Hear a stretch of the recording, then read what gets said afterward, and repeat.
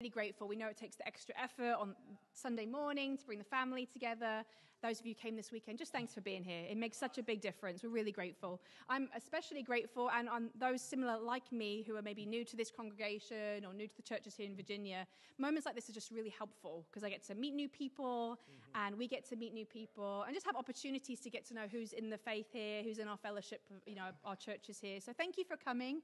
I'm really grateful to meet you, and it gives us so many opportunities together. So I hope you have a great day, whether you're at the teen and parent fellowship afterwards or just being together in the service. I hope you have a wonderful Sunday, and thanks so much for being here. It makes such a difference. Thank you. Come on.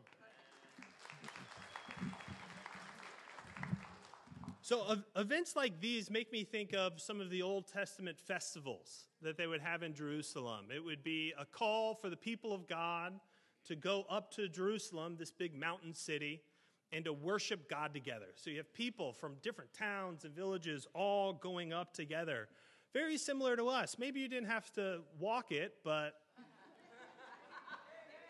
maybe you had like small children who you had to get here this morning, like us. And if you did that, that's a miracle, and you're here, and that's awesome.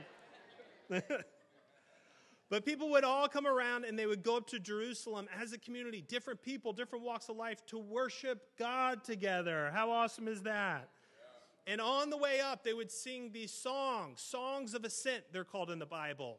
And it's to prepare their hearts to, as a community, come together and worship God. I want to read one for us this morning as we're kind of in a similar spot. It's in Psalm 126. It says, "When the Lord restored the fortunes of Zion, we were like those who dreamed." He's reminding them of what God has done for them. He has delivered them. And if you're in Christ this morning, God has delivered you. Amen. It says, "Our mouths were filled with laughter." Think back to your moment of salvation. Weren't you laughing a little bit? Weren't you happy? "Our tongues with songs of joy. Then it was said among the nations," or your church, or your family, "The Lord has done great things for them." Hasn't he? Hasn't he done great things for all of us? "The Lord has done great things for us, and we are filled with joy." So as we go up, as we remember the past, he says, as we look towards the future, it says, "Restore our fortunes, Lord, like streams of the Negev. Those who sow with tears will reap with songs of joy. Those who go out weeping, carrying seeds to sow, will return with songs of joy, carrying group of churches. It's a fantastic group of church leaders and disciples that go from Cincinnati all the way through Ohio Valley, down to Kentucky, Virginia, Philadelphia, and it's been amazing to see what God has been doing. We face many challenges with regards to our youth. Coming out of COVID, one of the things that was challenging for the ACR family of churches was our youth. During that time, the alienation, the fear, the lack of being in person, it had a severe effect on the youth and their connection with one another in spirituality. And we've been working at that for quite some time. And this last summer let me just tell you, it was the best turnout in the ACR as far as teen camp went for all of our churches, which was awesome. We had the largest in attendance. We had incredible messages and D groups, lots of tears. A lot of teens went home transformed and ready to make some decisions about God and their faith. We saw 3 teens baptized there during camp, which is awesome. And God is continuing to do great things. Let me tell you something. If you can volunteer, it goes a long way. It will transform your heart and your mind. But you get a chance to touch young individuals at a stage that is so formative for their life and their faith. And you have no idea the impact that you're going to have. Maybe 20 or 30 years later, some child will come up to you that now is an adult and say, "You changed my life by what you said." And you're going to be like, "What did I say?" And they're going to tell you, "I don't know what that was." It was the Holy Spirit working through you to change a life. So I'm telling you, if you can volunteer at camp, please come up. My wife and I were up there every Wednesday for 11 weeks, for 3 to 4 hours, serving in a capacity that I'll get to in a little bit. But one of the things that we have to do is not only do we have to have the effect of teen camp at camp, but we want to have that effect back home in our churches. And one of the ways that we can do that is with a strong eldership in all of our churches. One of the advantages that we have in Philadelphia, we have 6 elders, which is absolutely outstanding. And in light of the challenges that we've all faced, we've designated this fall for the elders to go family by family through all of our youth ministries, even in the preteens, and just go, how is this family doing? And to work with the youth ministers, to work with the region leaders and the elders and their wives, and just sit down and have talks with each of the families that have preteens to teens and find out what's going on at home so that we can help that the experience that has taken place at camp, we can bring that home. But you may say, well, that's Philly. No. It needs to happen in your church. And I'm super proud of Walter Evans because he has started an initiative of raising up elders in the ACR. Currently he has about 16 participants from our 26 churches that are learning the eldership training program, that are trying to find out if you are a shepherd or you have an inkling for this, is this for you? There's a lot of teaching and training. Well, why are we doing this? Just like Paul said to Titus, I left you in Crete so that you can straighten out what was left unfinished, to appoint elders in every town. And these elders focus specifically, one of the areas is with the family. And I believe in the ACR over the next coming 5 years that if we really give our heart and our prayers to God raising up shepherds and elders, it's going to transform the youth. Amen? We got to get behind that.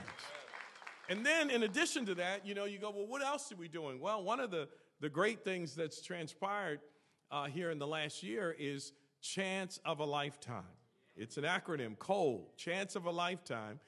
And what we do is we comb the universe for young people that are willing to give up a year and a half of their life, come to camp, train for 11 weeks, and then come to Philly and Florida and train for 2 semesters to be ministers. This year, we got 10 participants. This is our 5th year of doing it. There's been well over 50 individuals that have done this. For the last 5 years, we've got 10, and now they come and they train. 4 of them come and train in Philadelphia for 2 semesters, and then after the end of those 2 semesters, they're going to go overseas and work overseas for a few months, and then come back, and guess what? The ACR gets first dibs on hiring these interns. And these are young people that are fired up about God, that want to do something. They really want to change the view that they have for many of their peers about God. And in doing this, these young people will then come and dovetail off of the families that have been getting the help that they have with their children so that they can lead them in campus and teen ministry so that these could be the future leaders of our fellowship. Amen? But this only happens because of a collective unity that we have in the ACR. We're not competing against each other. We're not comparing ourselves to each other.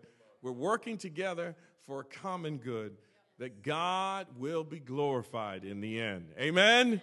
Thank you for your time. You really don't know all that you are going to see.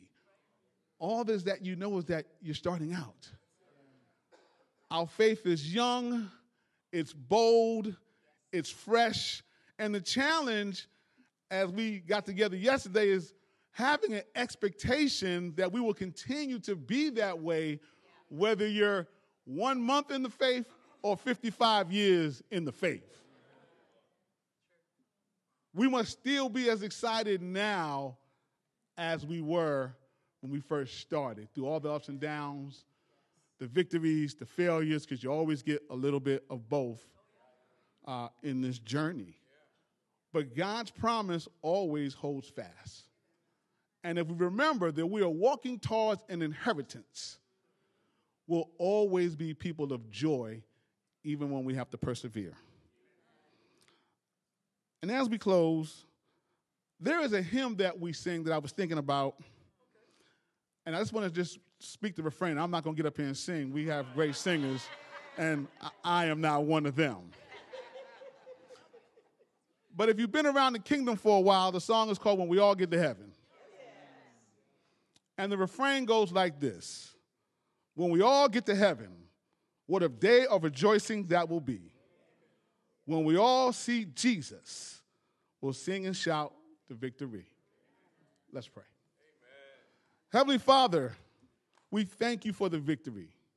Father, we thank you for the inheritance, and we thank you for how you sacrificed your body and your blood so that we could have a right relationship with you. It's in Jesus' name we pray. Amen. Brad and Jen, as they drove us around Lynchburg, and all of you who opened up your home to us to take over one of your bedrooms. Paul and Jen, who we got to stay in Hampton Roads for over a week. And of course, Ian and Fumi giving us your daughter's bedroom. Okay? We could share. We're grateful to Abi, who allowed us to be there with a great attitude. And of course, Doug and Ingrid in Roanoke. We got to stay with them, and Tyler Mercy, where we are now, Marcy. And then, of course, we're so grateful for all of you who drove us around, okay, in our time that was here. So we're eagerly waiting to get back and share the amazing stories of our time here with your brothers and sisters in South Asia. At this time, my beautiful wife, who's been my partner for the last 26 years, will share a little bit about our family.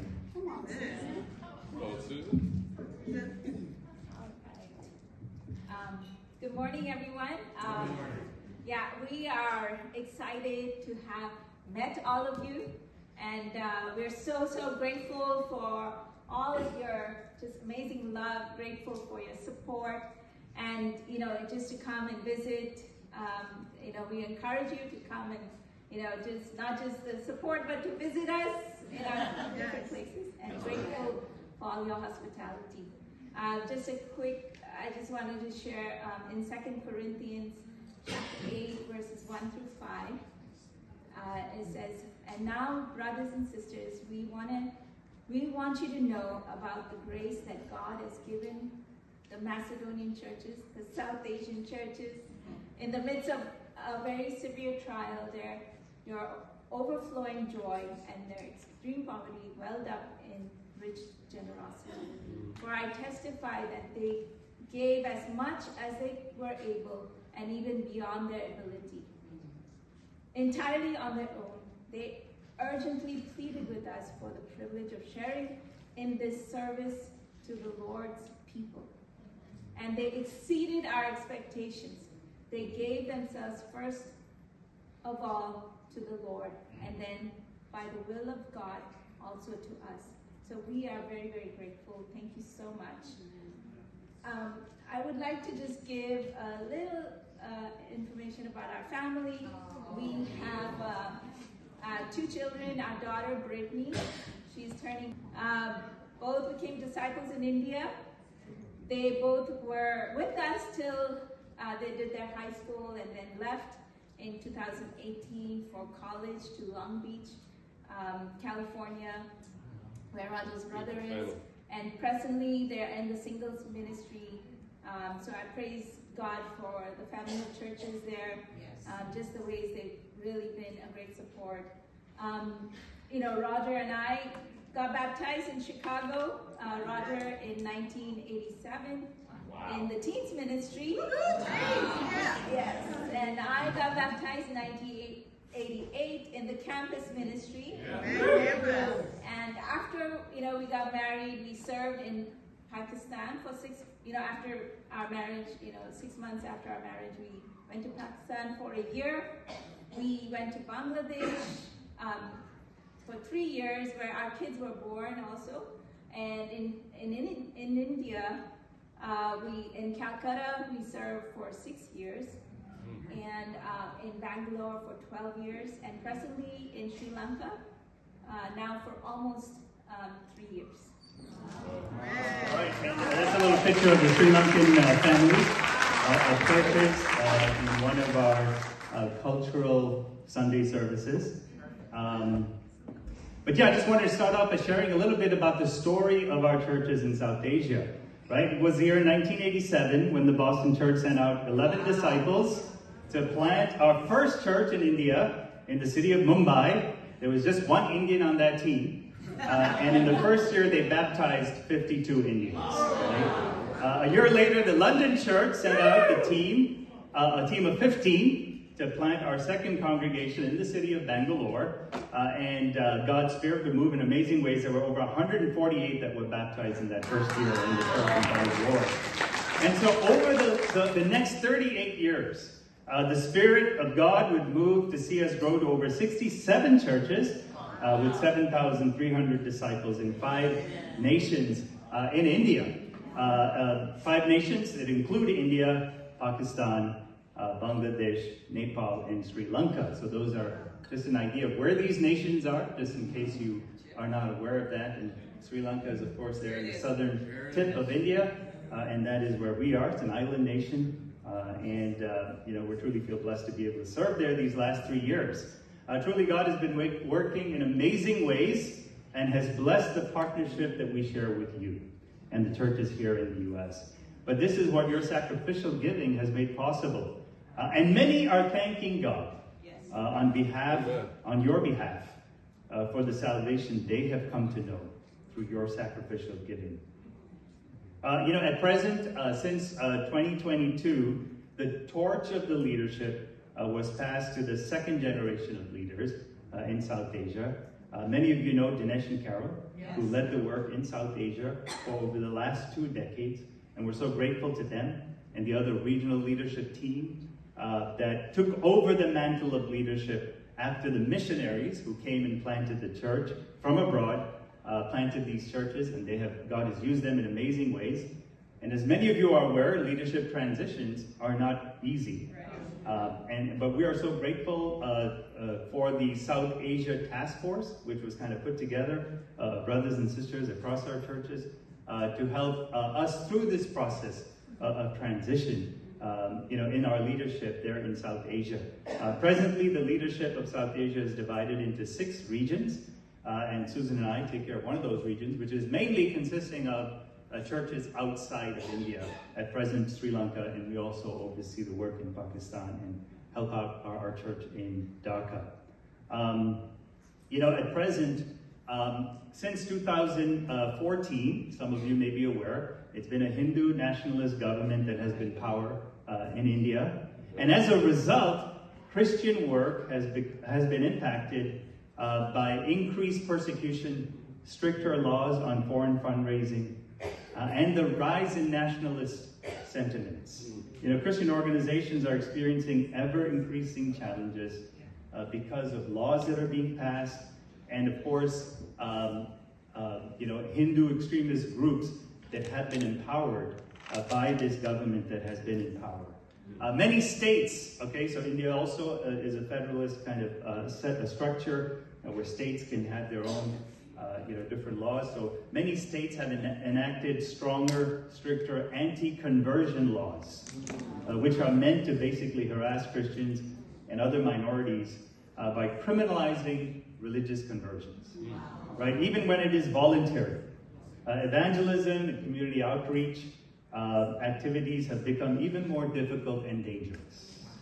Christian leaders face increased scrutiny and are often falsely accused of using coercion and fraud to convert people, right? Sadly, that some of it is true, but this has severely affected our ability, to just go out and share our faith like we used to, when I first went to India, right? Many of also the life-saving anti-poverty charity work that is done by Christian organizations have been severely limited and even stopped as a result of the choking of foreign funds. Wow. But in addition to that, political and economic instability are another challenge that has made life difficult for ordinary people who live in these countries. In Pakistan, the inflation rate went as high as 20%, right after the pandemic. Both in Nepal and Bangladesh are going through political turmoil with their governments either being overthrown or are at the risk of being overthrown, right? In Sri Lanka, the country is recovering after a devastating crisis in 2022 where the inflation rate was nearly as high as 50%. This led to a revolt by the people, and thankfully it was a good revolt this time. There needed to be a revolt. The government officials who were in power were actually chased out of the country. An interim government was put in place, and last year there was an election that was held that put in place a new government that came into power, and we are hopeful for progress, as this government does its work. So pray for us and the work and in these nations, that God can continue to work through these people who are in power to create an atmosphere where God's work can continue to be done throughout South Asia. We're also aware of what is happening here with the political and the economic challenges in the U.S. We are aware of the challenges our churches worldwide are going through in the midst of so much of uncertainty. Right, in Acts chapter 4, we see the response of the first century brothers and sisters as they faced opposition and persecution far more severe and dangerous than anything we are going through. And so let us be strengthened and inspired by their example as we face the challenges in our time. Right, in Acts chapter 4, and I just wanted to share this passage, to help us have perspective as we go through these challenges. In verse 23 of Acts chapter 4, it says, on their release, Peter and John went back to their own people and reported all the chief priests and the elders had said to them. When they heard this, they raised their voices together in prayer to God. Sovereign Lord, they said, you made the heavens and the earth and the sea, and everything in them. You spoke by the Holy Spirit through the mouth of your servant, our father David. Why do the nations rage and the people plot in vain? The kings of the earth rise up and the rulers band together against the Lord and against his anointed one. Indeed, Herod and Pontius Pilate met together with the Gentiles and the people of Israel in this city to conspire against your holy servant, Jesus, whom you appointed. They did what your power and will had decided beforehand should happen. Now, Lord, consider their threats and enable your servants to speak your word with great boldness. Amen. Stretch out your hand to heal and perform signs and wonders through the name of your holy servant Jesus. After they prayed, the place where they were meeting was shaken. And they were filled with the Holy Spirit and spoke the word of God boldly.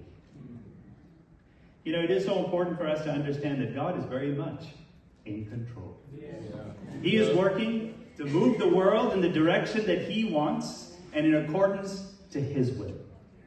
And what is vital is that we be vigilant in prayer, asking God to enable his servants to speak his word with great boldness, and that he would stretch out his hand to bring healing and to perform signs and wonders through the holy name of Jesus. One of the ways that God is moving and raising up men and women to speak his word boldly is through the work of the School of Missions in South Asia, which was recently been renamed CORD, as it is also taking into account, a kind of more wholesome leadership approach, which is also raising up teachers and raising up elders to lead our churches, in addition to, of course, the full-time workers. Recently, CORD, through the efforts of CORD over the last 10 years, over 30 ministers have been raised up and sent throughout South Asia. So this is also what your giving has supported over the last decade. And we're going to watch a video at this time introducing the CORD Forum, just a recap of the CORD Forum, which took place last July. This was the first international conference that was held in India in the last 25 years. And it brought together the directors, the trainers, and the students of schools of missions in over 20 countries that met and had this amazing conference, just kind of inspiring and motivating the students and giving us clarity and direction as far as missions going forward. So we'll go ahead. Who you are forming us to be, and to help others do the same. Bless this space as sacred ground, rich with potential of transformation. But you know the one thing that I come back to over and over and over and over and over, and I work at a Catholic seminary, I teach with Catholic priests, I respect so much about them and what they are and who they are, but there is something in this fellowship that is a relational connectivity unlike anything I've experienced anywhere in the world. It is so special. One thing that I'm really grateful about, the relationship that I made. They are still in this room. They not only call me higher, but they comfort me and they encourage me in time of needs.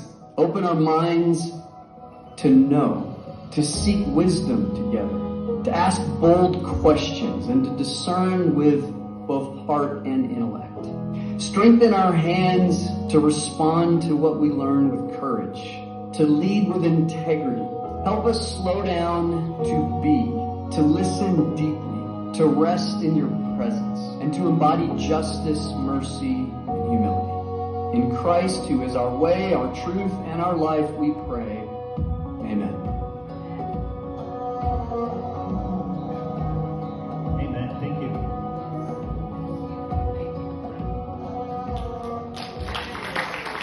Corinthians, and just a little bit about the book before I get into the lesson here. You know, 2 Corinthians is the most personal and most complex of Paul's letters. In this letter, Paul expounds the fundamental question of what it means to follow Jesus as the Messiah, the Lord of the nations. You know, what does it mean to be delivered from this evil age that we live in? And we do live in an evil age. Yeah. But what does it mean to be delivered from the evil age in the midst of this evil age? Right? It really gets to the heart of what the character of faith is all about. And it raises the role of suffering in the life of a believer. You know, it was written around, the book of 2 Corinthians was written from Macedonia in AD 55.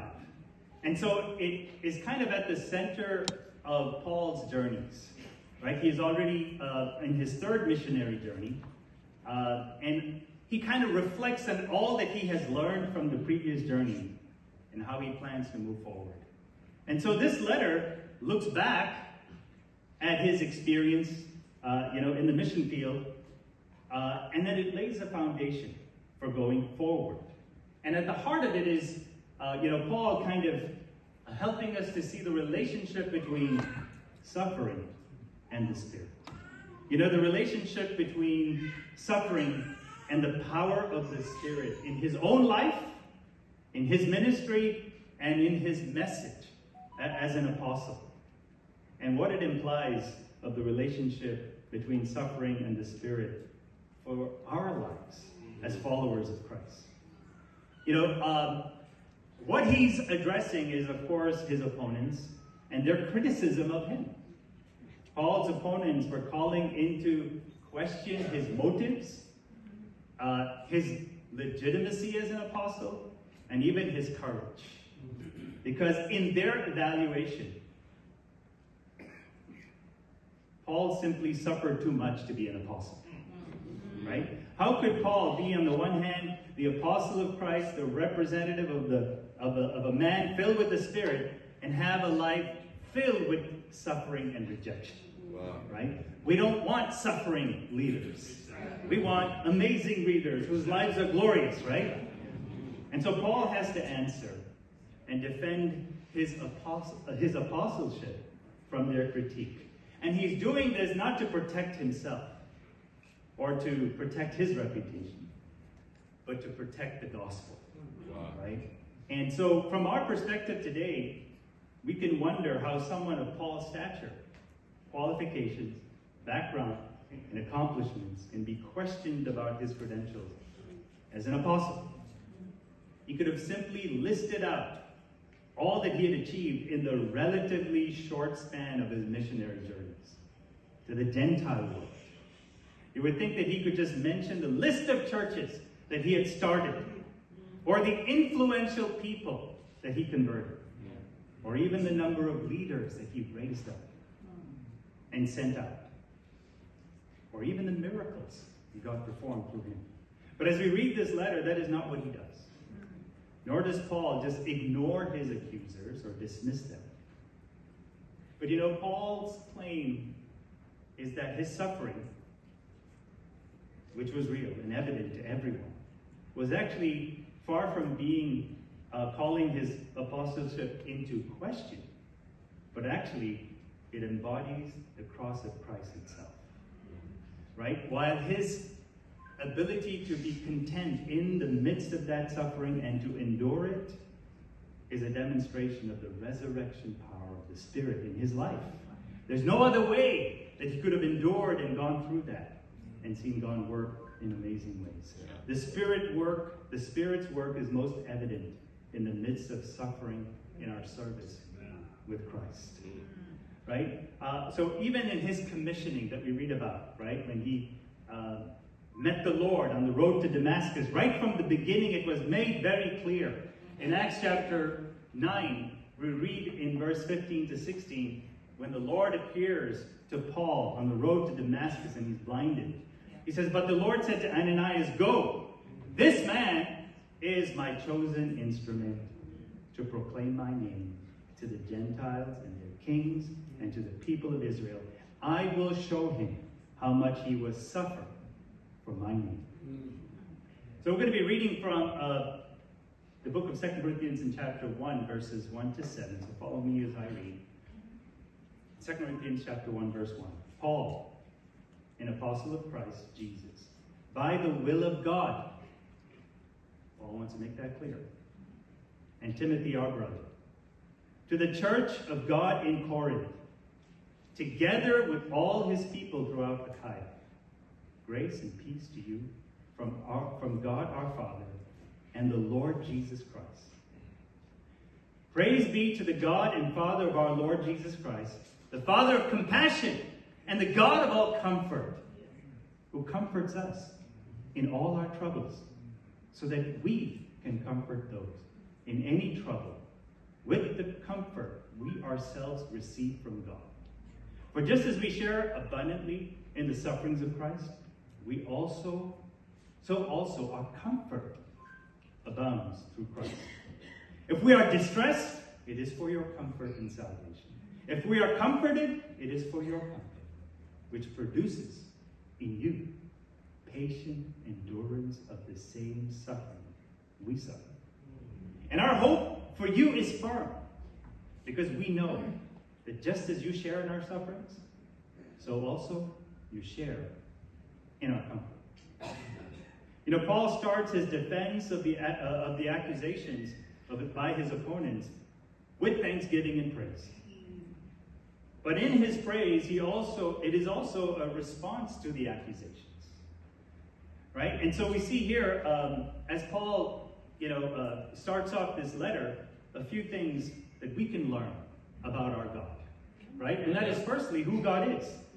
Paul points out here, as he begins this letter, by praising God for being the Father of compassion and the God of all comfort. When you think of all the ways that God is described or defined, does this description of God come to your mind? We think of God as a God of wrath, a God to be obeyed, a God to be worshipped. And that is true. But is God to you also the God of all comfort? The one that you naturally would go to, because you know he is the God of comfort.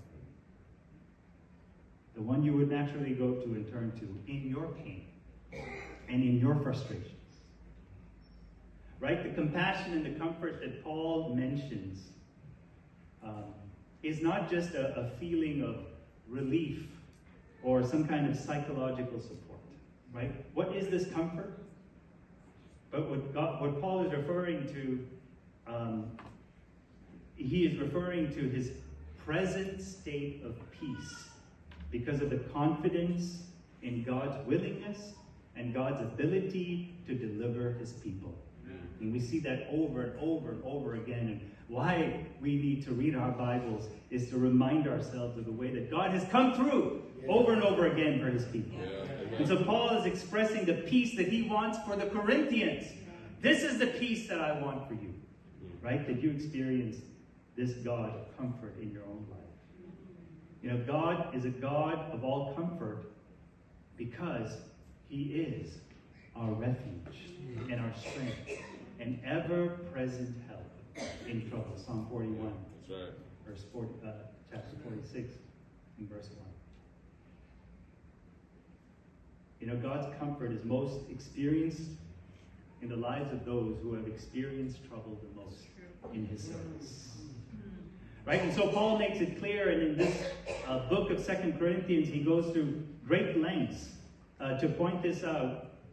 But then he also goes on to say, well, now that you know who God is, it's important for you to also understand what God does. Right? And what does God do? As a God of all comfort, he comforts us in all our troubles.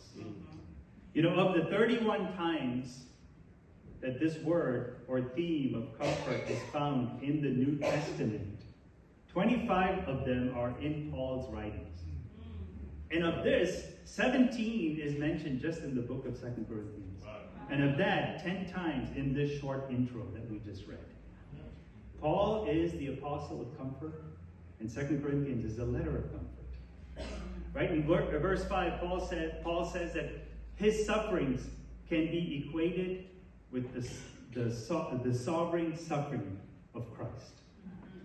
The word for trouble that he mentions in verse 4 that we just read can be translated by the trouble that is brought about either by outward circumstances or by mental and spiritual states of mind that we experience.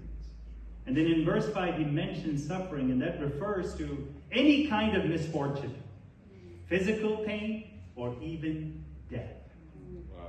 And so by using these two words together with each other, Paul views suffering of all kinds to be an expression of the same kind of suffering Christ experienced under the hand of God.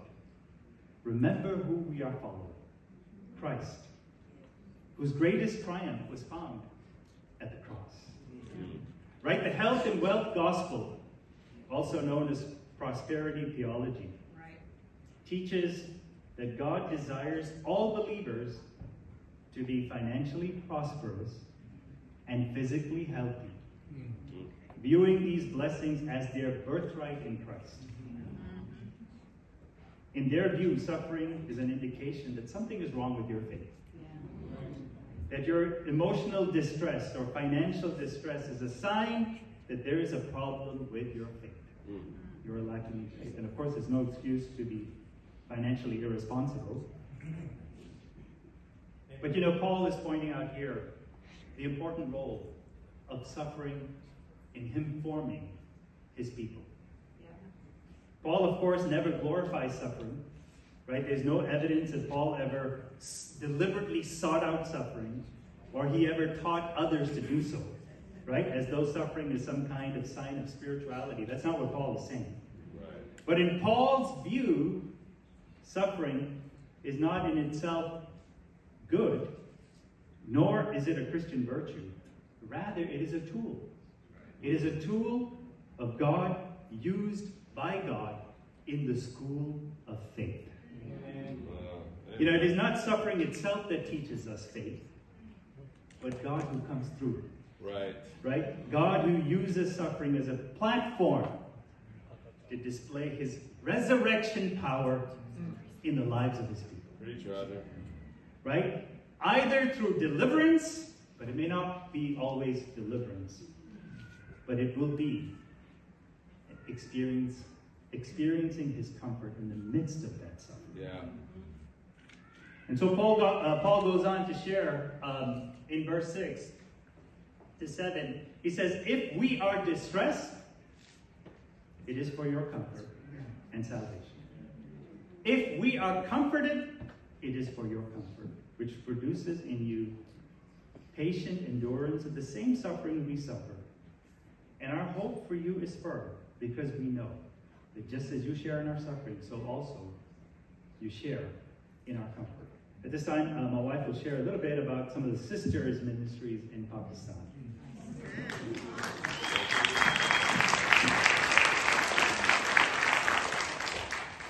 I would love to share about many disciples, but due to the limited time, I would like to share only a few of them. Shahan, Nisali, and Roma were all campus students from a Buddhist background. But now, they are our brothers and sisters in Christ. Shahan is presently a student intern in the Sri Lankan church. They all have experienced the power of God working in their inner being to mold them to become more and more like Him, which they have understood it is not at all possible by any other way than Jesus. He is the only way, the only truth, the only life that gives true freedom. We will now see a video of one of our dear sisters in Pakistan by the name of Rafia and her husband Yunus and her two boys. Through all their different trials, they found true joy in their Heavenly Father, true peace who heals all their wounds, and experience the perfect love of Jesus. Women in Pakistan make up almost half the population of the country. Gender rights are really poor and suppressed. Usually they were just to be at home, and in some places more as an object to meet the needs at home. Christian women go through even more with limited opportunities. Illiteracy is still, high, unbalanced legal frameworks, and women are excluded from decision-making, restricted freedom, and violence. Most women in the Asian culture do not report violence or, many other, whether it's rape or honor killing. In most cases, if you went against, the family wishes on marriage or religion or reporting, rape or any of harassments were mainly by the police and other people of, endangering their family. And so a lot of them don't report it. Praise God for the sisters in our kingdom, in the church in Pakistan. Because of Jesus, they have a greater love, greater hope of the true life in Him. At this time, we would like to share a video of one of the sisters that I mentioned, Rafia. उस दौरान बहुत सी मुश्किलात का मुझे सामना करना पड़ा। आसान नहीं था। टीन एज में होते हुए आप घर से बाहर निकलते। मेरे माँ बाप कभी भी इजाज़त नहीं देते थे कि मैं घर से बाहर निकलूँ। इवन जब मैं स्टडीज़ कर रही थी, उस दौरान भी मुझे रोका जाता था, मारा जाता था।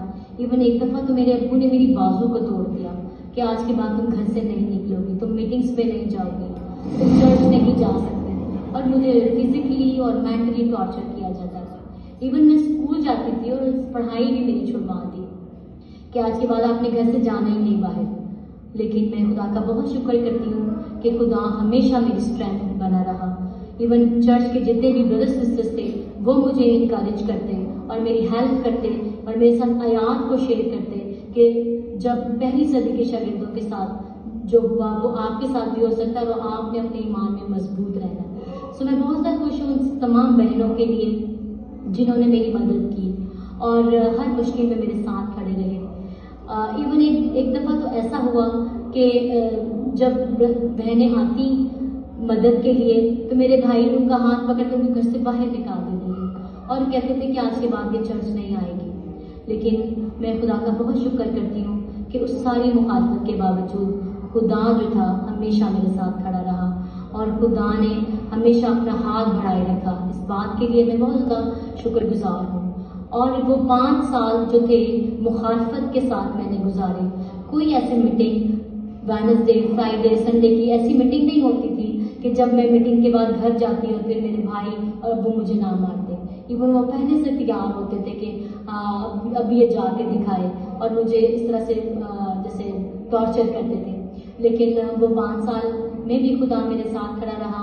5 साल के बाद मेरी चर्च में शादी का अरेंज हुआ और उस दौरान भी बहुत ज़्यादा मुखालफत थी। वो कभी भी एग्री नहीं थे कि मेरी शादी भी चर्च में हो और मेरे भाई, मेरी भाभियाँ, इवन मेरे अब्बू भी इस बात के लिए बिल्कुल एग्री नहीं थे।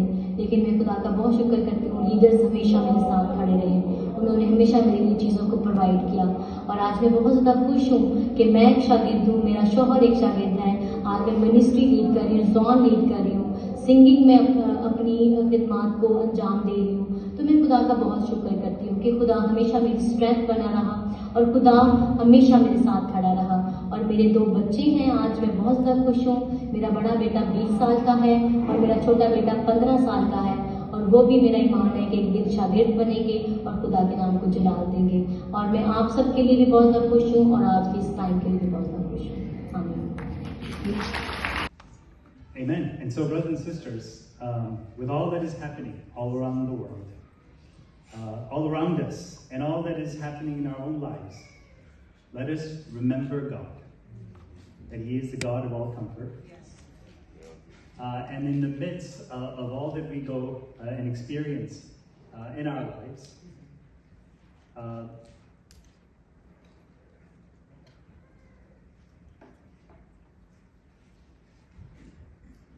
and in our suffering, it's the Spirit that is at work in us. That we can never outsuffer the comfort of God. The greater the suffering, the greater the comfort from God as we endure. And I hope that the examples of these brothers and sisters' lives is a demonstration of the comfort that God comes through in our most difficult times. And God's purpose is not our comfort, right? But to bring about honor through our lives as we comfort others with the comfort that we have received from God. And this is what you have done through your giving. You know, Susan and I are so grateful for the way your sacrificial giving has made it possible for us to do what we have been doing over the last 30 years of our lives. What made it possible for us to put our lives and our future at risk is, yes, that we trusted in this God of comfort that has been faithful to us and truly comforted in all of our trials. But it is also knowing that you would be there to support us. Right? And this work is not finished. Right. It will not be finished until the Lord comes back. And so we need your support, your prayer, and your sacrifice. And as God comforts you, may He use you to comfort others, and especially your brothers and sisters in salvation. Thank you. All right, let's clap it up for Roger. Thanks so much, son. Appreciate it. You know, just to hear the stories of faith in that area of the world, isn't that right, brothers and sisters? And to see them go through so much, but yet to be so faithful through it all. And just the reality check that is for so many of us here, and the reality check of the Bible that our lives aren't, you know, predicted to be perfect, right? There's going to be ups and downs, but when your treasure is in heaven, you can get through whatever's happening on this earth. Isn't that right? Thank you so much for that reminder today. As Roger talked about, many of us have our special contribution or special collections happening next month. And I want to encourage all of us to be thinking through, praying, planning about how we can support the great work that the brothers and sisters are doing in that part of the world. It seems like they're going through a lot right now, doesn't it? Yes. So many things. And for us to be able to give not prayers, which are obviously amazing, but also the practical help of giving financially to that part of the world. It goes so far. So let's be praying for that, and let's be planning for that. Thank you so much, Roger and Susan. Amen.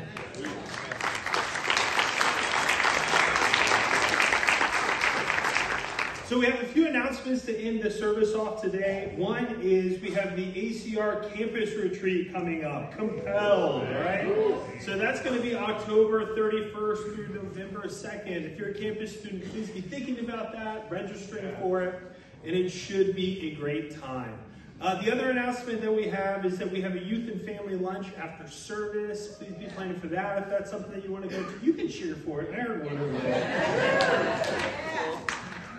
So please be planning for that if that applies to you. The other thing is we just want to thank everyone, first of all, for traveling here to Richmond, the great city of Richmond. Thank you for traveling.